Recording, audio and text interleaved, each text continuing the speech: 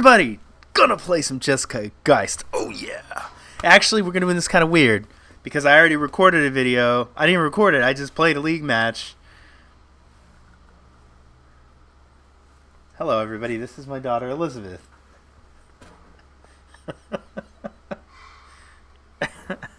You're gonna be. This is. We'll go. She wants to go to lunch, and she's like, "Go to lunch now. Do your match video after." And I'm like, "Hey, you want free lunch, free sushi lunch? You gotta work around Dad's schedule." All right, so go to lunch after this. This is kind of weird because she was saying so weird, so sad because she's like so sad that I won't reverse order them for her. Anyway, all right, Jeskai Geist. Favorite deck, always has been. You know it, I know it. It's great, and I'm happy to see that it's had some success recently. So, real quick before I get into what's going to be a replay, that's what I was saying. I want to record some league matches. I just haven't done it yet, and somebody just asked me on Facebook. Give me 1 second. Jason Wu, Nathan Tania, any chance we can can view more league videos from you soon? You know what? Yes, and let's just do it. All right, so I'm going to talk a little bit about how the deck has evolved for me over the last months, and then just review some of my choices in the deck, and then get into the replay, and then I'll get the second match recorded live. Like I said, I decided to do this after I had already started playing through the league. Okay, so let's talk about a few things. I don't want to spend too long doing this. So it's pretty standard. I've been a bit influenced by some of the decks that have had recent success. I don't devote... I do a lot of thinking about Geist. And when I see somebody... So I have my ideas, right? But when I see people start having success with the deck, I need to kind of think, okay, maybe it's time to reevaluate some of this. And the first change was kind of going back towards Cryptic Command from Restoration Angel. At one point in time I was running 4 Restos. Cryptic's been really good for me. It gives the game, when you're on a control deck, it's a lot better. I could talk endlessly about how great Cryptic Command has been. I'm not saying that there's not some point in time in which we might go back to Resto, but it just was dying a lot, basically. I wasn't really doing a whole lot for me. Sometimes I would bounce Geist and then die to a Fatal Push, and I think at some point we just moved to a world where Cryptic Command was a little bit better for us. At the time, Dredge was also really big, and I won every game by going tap your team with Cryptic Command, attack you with Geist's Draft. So that's one big departure from my old lists. The deck is back on Electrolyze, which... this card, I love Electrolyze. I love casting Electrolyze. And I guess if we're going to be a little bit more of a control deck with a Geist element than a straight-on Geist every time deck, then I think it's reasonable. And it also does obviously make our burn plan a bit better. Logic Knot, I've gone up from... I used to run 2, then somebody... Japan, I think at one point in time, ran 4. And then the most, Jonathan Rossum, I think I saw him on 3 and looked good. It's been good. I kind of miss Spell Snare at times. For me, this Electrolyze could be a Spell Snare. But the way I got it this last list was I just ran Jonathan's 70. Well, I didn't actually run a 75. I ran close to 75. He has these as relics. I like them more as surgical extractions. I like that, decks like Escape Shift, you can bring in 1 or 2 surgicals, and if you counter Escape Shift or a Prime Time, you can surgical extract it. I also like how you can be tapped out against the deck like Storm and then really surprise them with a timely surgical extraction, which I've done numerous times. So a couple other things to talk about. Is it Staticaster? I only have 1. I've had 2 in the past, but since I'm running the 3 Electrolyzes, I don't think it's as important. Dust Dawn is mainly for the Eldrazi-Tron matchups. I don't really know about this Wear Tear. I think it's fine. I wasn't running one for a long time, and I never really felt too much like I missed it. Not the league I 5-0'd in, but the league before that, I think I 4-1'd or something like that. I had a Wear Tear twice against Affinity, and I never cast it. I just never needed it. I was killing all their stuff with electrolyzes and staticasters, and I countered what was important with rejection.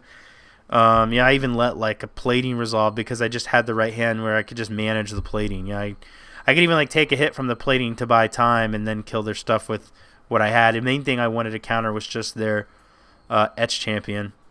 So anyway, this is the deck. I'm not running the paper version right behind me. I still have an Iganjo Castle instead of one of the Steam Vents, which if you're not going to run Thundermaw Hellkite, you might be able to get away with. I will probably do that at some point. This mana base is so good color-wise. And I guess I just want to kind of see how I feel without running Iganjo Castle. I've run it for a long time. And I do think it might find a way back in, because it's really great when they, against like Snapcaster ambushes and just 3-power creatures can't kill Geist, and, you can attack into things like Thalia and stuff like that. The one thing that is kind of annoying about it is just that you have to use your mana on your turn to make it work. But, you're going to sometimes do that anyway to play removal spells on your turn so you can attack with Geist. Anyway, I've always thought that some similar shell like this is one of the best Jeskai decks, and I'm glad to see that it's having some success. One other thing I've sort of moved to is the 4 Queller 3 Geist. I think that, I've always been a proponent of having 4 Geist in the deck and building around that. But Geist is legendary, and one of the other reasons is we just didn't have as many threats that, interacted positively. We had Geists and Clicks, and, Clicks weren't always the best. But Queller is, I think, threat-wise, to me, it's just a better threat than Vendilion Click in the deck, and that allows you to be more draw-go when you need to be draw-go. You can hold up things like Cryptic Commands or counters and then just flash the Queller in. And it's nice, when you... It helps the deck a bit more when you don't have a Geist and you're operating on that axis. But then obviously, against some decks you're able to slam your Geist on 3 and then just play with the more traditional Geist plan. And I think the 4-3 split, just how we have it here, is completely fine. And it means that you don't get as Geist flooded. That, just doesn't happen as much. Because there are times when you're like, you have a Geist, you keep a Geist hand, your first draw of the game is Geist, and you're like, ugh. Because it's almost like a non-draw at that point. I mean, you can Suicide Geist and then play the other one, which also can be fine. But it's nice to have a bit more diversity. And like I said, Queller, well, I didn't say this, but Queller does some interesting things with sort of just bridging. It just gives the deck the interactability that it didn't have in the past. So, yeah. All right, so I didn't really talk about the main, then the side. I've just sort of been all over the place. I've talked. Right now I like having these bullets. I don't think we need Stony Silence, but it's nice to have it against Affinity. It's nice to have it against Tron. It's nice to have it if you play Lantern. So I like it taking a 1-up slot. Same with Rest in Peace. I'm a bigger fan of Surgical Extraction, but if you play against something like Living End, it's nice to have it. I'm just kind of thinking like I like having these bullets for the decks that they really hose because they're some of the best sideboard cards in Modern. This was an Elspeth. I wanted to make it a Thundermaw Hellkite. I don't know what it's going to... I don't know... The main reason I have it is because I hate losing to Valakut decks. And the 5th deck I won against in the league that I 5-0'd with was a Valakut deck. I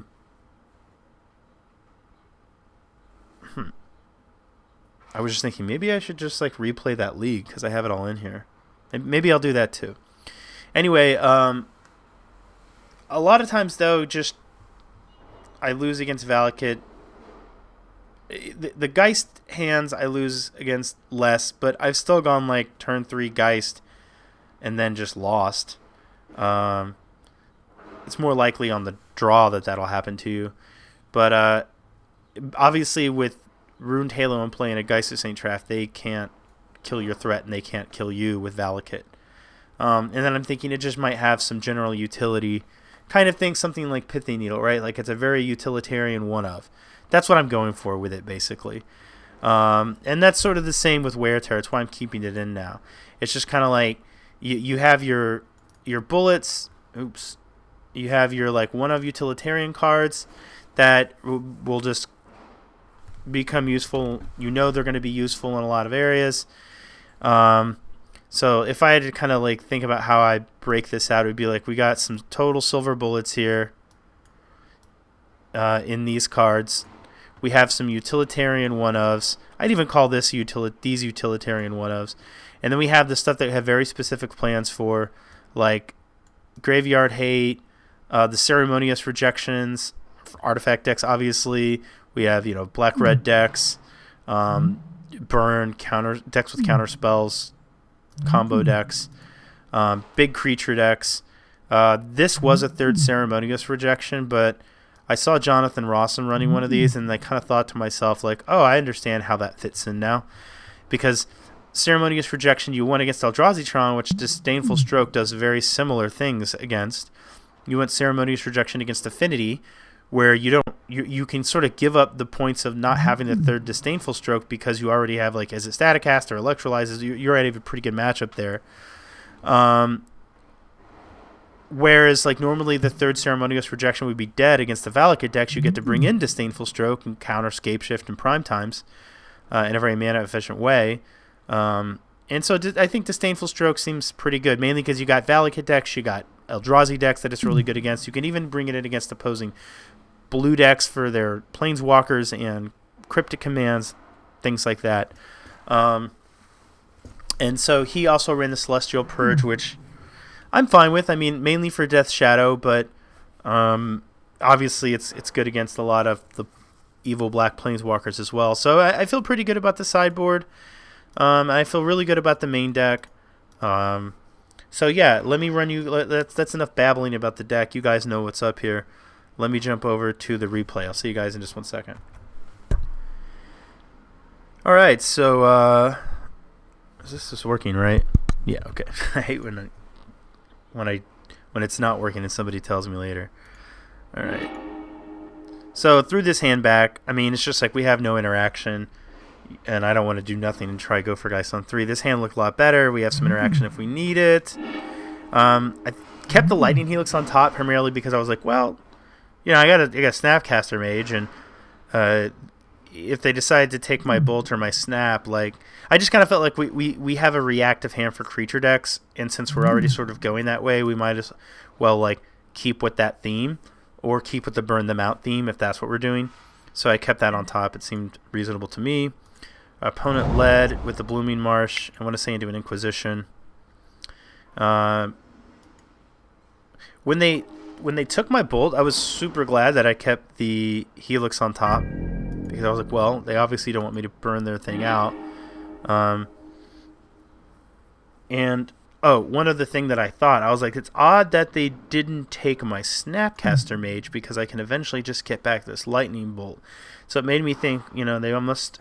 It made me kind of question their play. And I didn't pick up on it right away, but hindsight being 2020, I could have guessed that their play would be a Scavenging Ooze, which is why they were willing to take the Bolt, because they know that they can then eat the Bolt before I can snap it back.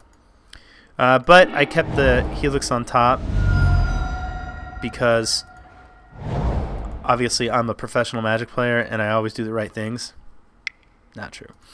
But it worked out in our favor. Kind of exposed to a Liliana here, but what can we do? We just want to go ahead and kill that. There's no reason to wait and let them just eat things from our graveyard with the Scavenging Ooze. So we fired it off right away. They go Inquisition. Obviously, they're going to take Snapcaster Mage. We don't have anything else that they can take. So this would be kind of sad to see like a Goy for something. We see nothing. So obviously, we're just going to hold this Electrolyze. If he doesn't do anything, we're going to cycle at end of turn, but maybe we can, kill something if he plays it. It's also nice to have to help us grind through Liliana if that happens. There's no reason for us to just do it right there. And here my plan is to just cycle at end of turn. We need to see more cards.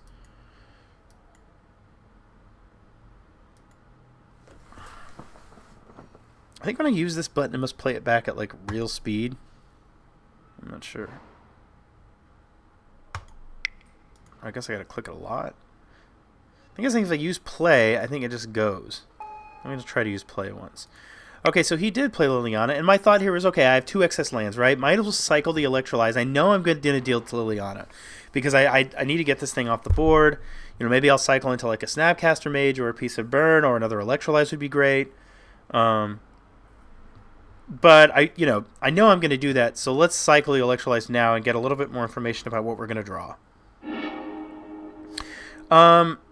So here, I decided to discard the path because what is my plan to victory? My path to victory at this point is to begin attacking, is to get my lands into play so I can begin beating it with Colonnade. I don't have another path to victory right now. And if I'm unsuccessful in getting the Liliana off the board, the only way I'll eventually get it off the board is with the Colonnade. So I'm fine to discard the path because I want to make sure that I hit my land drops to Colonnade, since that is my game plan. So I go ahead and discard the path, knowing, he might play a Goy for something. We did go ahead and draw the path. It's too bad we can't snap Electrolyze the Liliana, but we'll do the thing that has the most benefit for us, which is obviously to snap Helix, gain some life. So we're making our land drops now towards the Colonnade, and we get to attack with the Snapcaster Mage, which is good. So our opponent has way more cards than us. Things could still go south, but at least we're getting somewhere. This is kind of sad. We could have pathed this had we kept it, but I decided that our path to victory was, at that point in time, was going to be Colonnade. So I'm going to play the land and go with that plan. Our opponent's been having, he had one point in this game, I think he had 2 cards in hand, and then he has 1. He's not doing anything with it. It's probably a removal spell, probably a fatal push, could be a abrupt decay, but we're gonna, I'm gonna go with the plan that I selected because it's the only plan that I've given myself. It is fatal push. Opponent decides not to trade with the Snapcaster Mage. At this point, I'm like, okay, well, I guess I'm just going to go on the keep attacking you and hope your Dark Confidant kills you plan.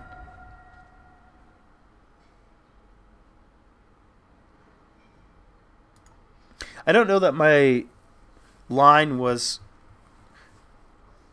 hindsight being 2020, maybe it would have been better to keep the path. But, dealing with the information that I had, I felt like trying to get that Colonnade online was my best bet because I don't know what I'm going to draw. And even if it's something like a Dark Confidant, we should have plenty of ways to kill that.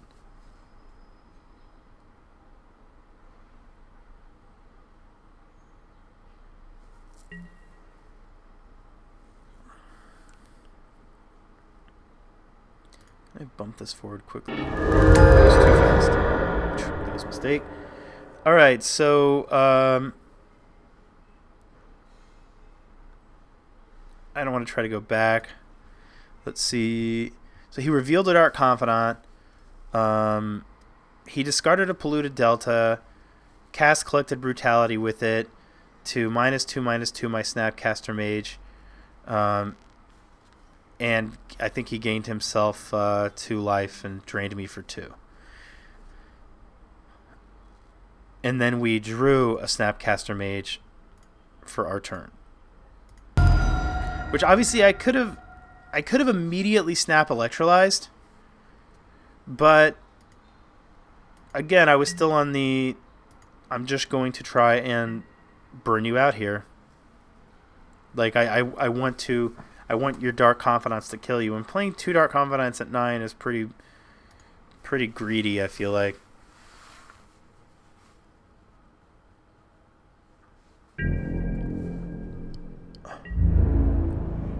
So our opponent chose not to fire up his Hissing Quagmire, making me think that, he's got some reactive plans or some things to play here. He's going to Collective Brutality again and drain and make us discard.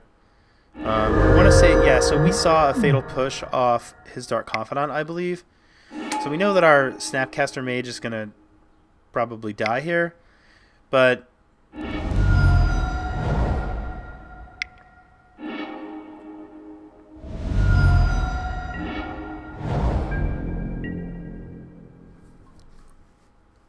again, I had already decided that I want to try to kill him with his bobs, and so I don't want to like try to shift gears now. Like, it would be, if that's my plan, then that's the plan that I want to stick with.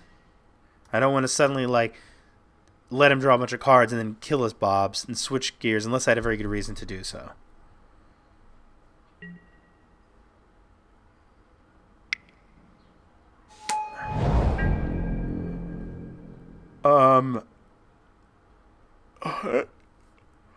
Excuse me. I'm trying to remember now why I didn't queller the Goyf. What was I worried about? I think I was more worried about I might have just should have spell quellered the Tarmogoyf.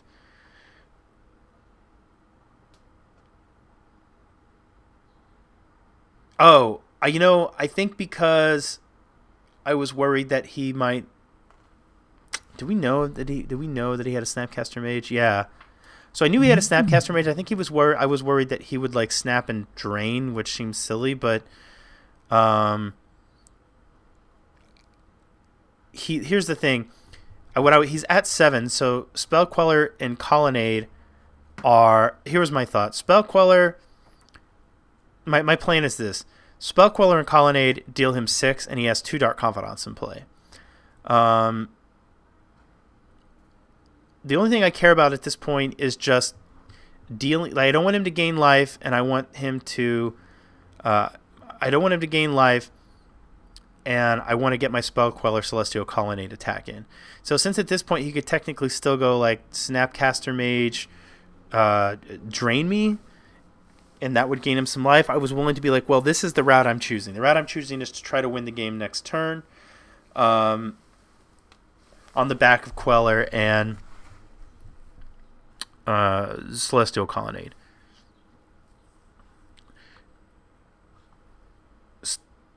Probably still would have been better to just Queller it, I think. I was just worried about mainly his follow-up play after. Also, he played it. That was the other thing. He played it pre-combat, which made me think that he was like, he had some plan that I would need to be able to interact with post-combat. And it turns out he just didn't do anything. Which I remember thinking, well, that's weird. Well, we're going with our plan. So Sorry. So Queller end of turn.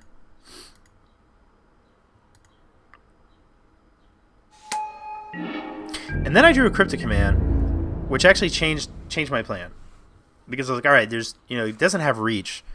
There's no way I'm going to die. There's no way he can do anything instant speed. So I can get this extra 2 damage in, and then basically fog for a turn.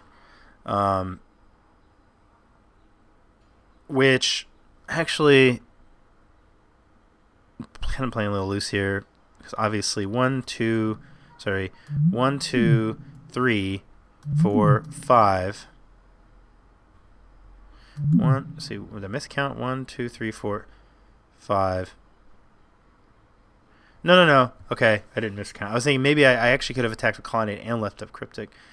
But I don't know that I would have done that anyway, because he could have killed my Colonnade potentially, and I need that thing to survive. So, so now I'm thinking, okay, I got the Colonnade. I can definitely tap his team. Push him to 5. He still has these Confidants in play. So he goes for the Snapcaster Mage, and he's going to Fatal Push one of his own Dark Confidants. He can't enable Revolt, so he can't kill my Spell Queller.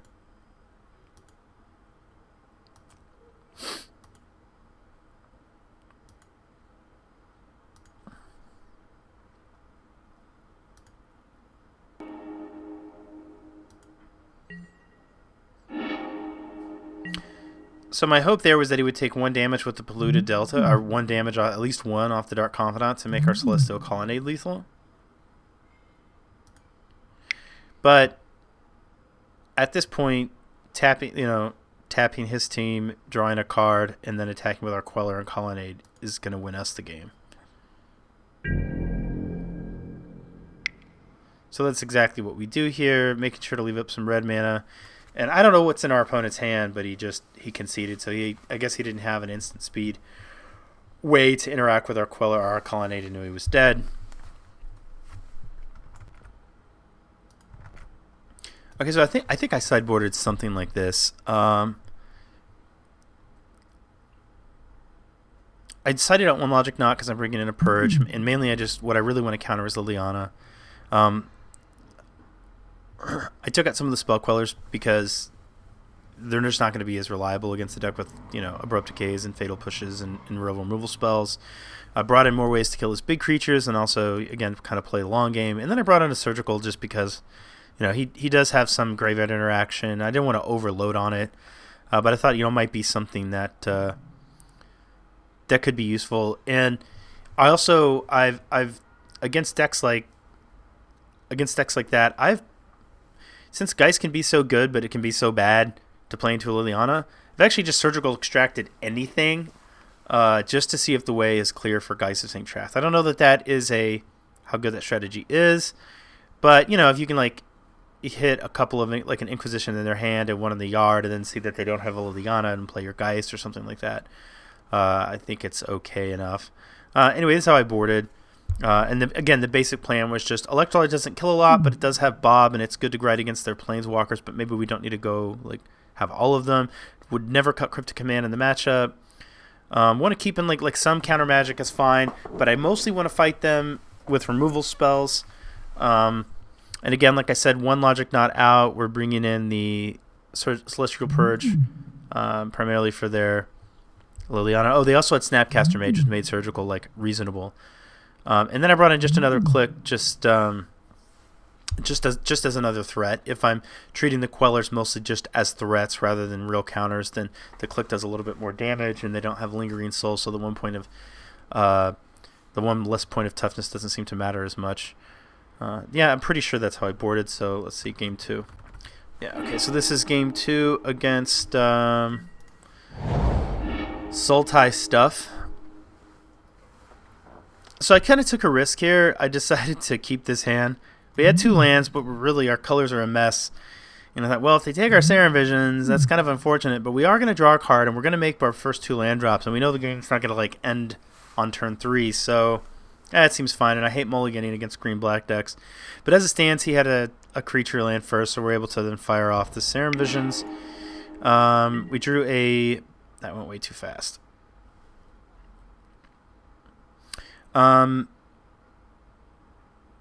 We drew a Flooded Strand, and I think I may have had another land. We'll see what I draw, but I definitely put another Path to Exile underneath the land that I wanted to sort of protect it, knowing that he's going to be playing large creatures. Okay, so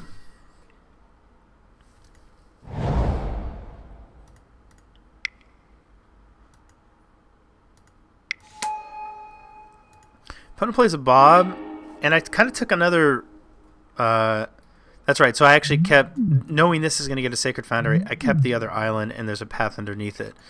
Now, if he takes our Electrolyze, that's kind of annoying.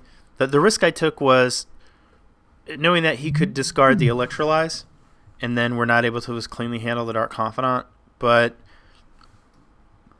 I was willing to risk that.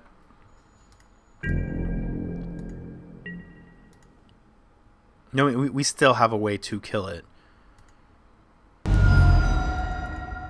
Let's see here real quick. Okay. Go.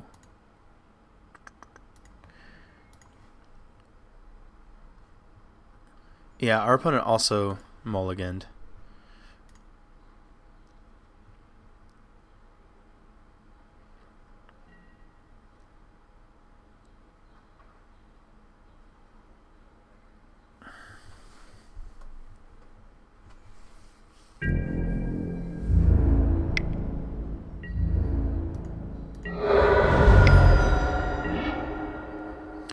Alright, so went with another plan. Don't want to let him draw another card off the Dark Confidant. That's the other thing. If he lets us keep the Electrolyze, then we're sort of at parity. We're killing his creature, drawing a card, but he drew a card off the creature that we killed. So I'm fine to sort of...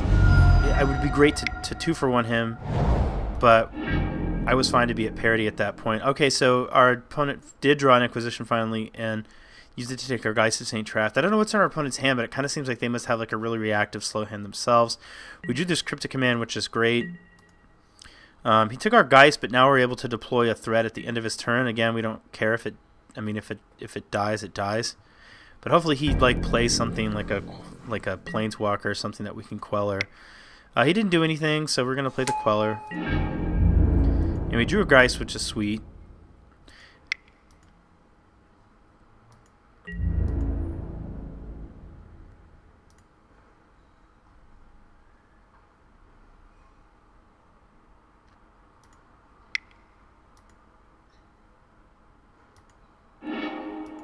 Alright, so our Queller gets Abrupt Decay. Our opponent's down to 3 cards in hand. We have 6, so I feel like we're significantly ahead. And basically, because our opponent took our Geist of St. Traft before, I was really confident that he didn't have a Liliana. I'm confident enough, so I went ahead and made my play to play the Geist of St. Traft instead of hold up Cryptic Command.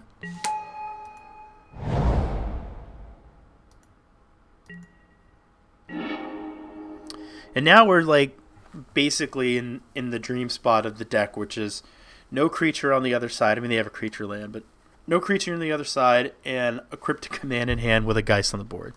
I feel like it's hard to lose from that position. So I expect the opponent to fire up the Creeping Tar Pit, but we have a Lightning Bolt. And the plan here is when the creature, when he blocks, well, when he's supposed to block with the Creeping Tar Pit, bolt it, and then probably, just so that we can do something with our mana, since we only have all blue up, probably go for like a Snapcaster Mage Serum Visions.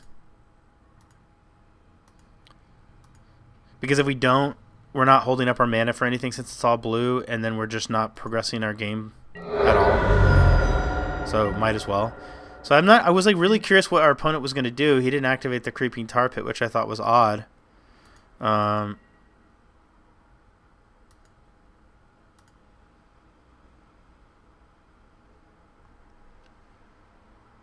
then he just conceded. So kind of a weird game.